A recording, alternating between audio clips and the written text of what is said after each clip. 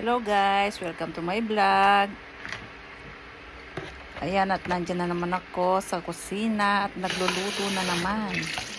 Ang lulutuin ko ay sinigang na baka at saka chicken breast. Pagsasamahin ko yan. Gusto ko kasing magkasama yung sa sinigang, yung baka at saka manok. At meron din kaming isda. Para sa prito naman yun. Masarap kasi yung may prito kapag may sabaw ka o sinigang na ulam. Ayan, at piniprepare ko muna. Inihiwa-hiwa ko muna yung mga karne. Yung karne ng baka at karne ng manok. At pagkatapos niyan, magsasalang na ako ng gagamitin ko para pang sinigang. Lalagyan ko na siya ng tubig. Yung sinigang ko kasi, nilalagyan ko yan ng kamatis. Kaya sinasabay-sabay ko na yun. At nilalagyan ko rin yan ng sibuyas. Sinasabay ko na rin yung asin para sa tubig na pangsigang. Tuwing hapon, pagkagaling sa trabaho, magbibihis lang ako at diretso na ako sa kusina. At para makapagluto na kaagad. Kasi meron akong iba pang mga gagawin. Magsasalang pa ako ng labahin yan pagkatapos kong mahiwa at mahanda yung mga lulutuin kong yan. Habang hinihintay kong kumulo at lumambot ang mga karne. Yung mister ko naman mga 5:30 pa lang ng hapon, dun pa lang siya dumarating dito. Eksaktong luto na yung mga niluluto ko sa pagdating niya. Kaya pagkadating niya, minsan hindi pa siya nakapagbihis, ay niyayaya ko na siyang kumain dahil nagugutom na kami ng mga anak niya.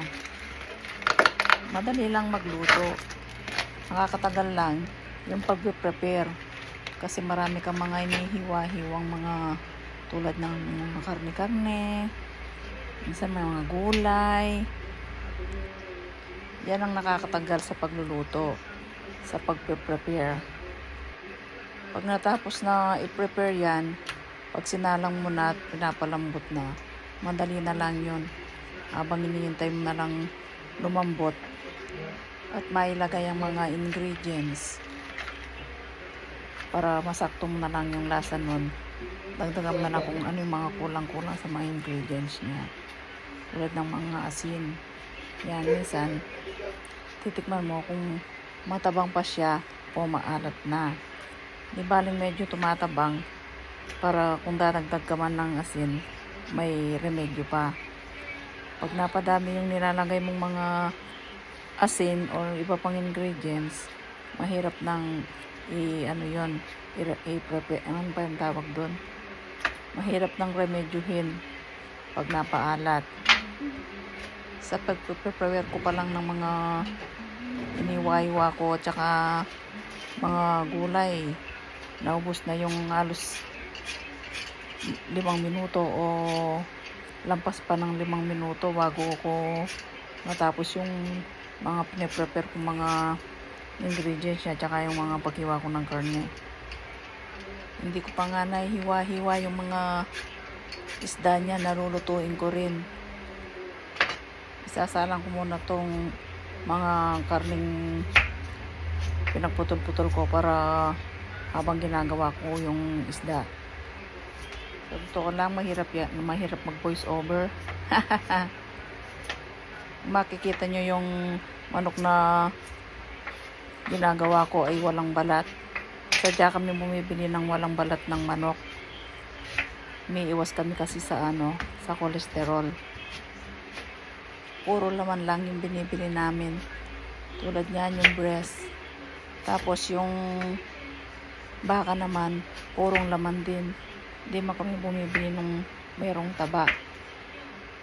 Mataas kasi ang aking kolesterol at nag-maintenance na ako ng gamot para sa aking kolesterol. Sa mga mababang kolesterol, okay lang na kumain ng balat ng manok or taba ng mga karning baka o karne ng baboy. Kung hindi lang ako naggagamot, gustong-gusto ko yung balat ng manok, lalo na kung pinrito mo yan. Ang sarap niyan. Lalo na pag malutong. Spinach. Yan nga pala ang gulay na nilalagay ko sa sinigang. Yung spinach at saka yung hinalatan ko ng ano bang tawag doon, yung labanos. Gustong gusto ko kasi yan sa sinigang. Ang sinigang, mas maraming gulay, mas masarap siyang kainin. Tsaka yung nilalagay kong gulay na yan ay kailangang hugasang mabuti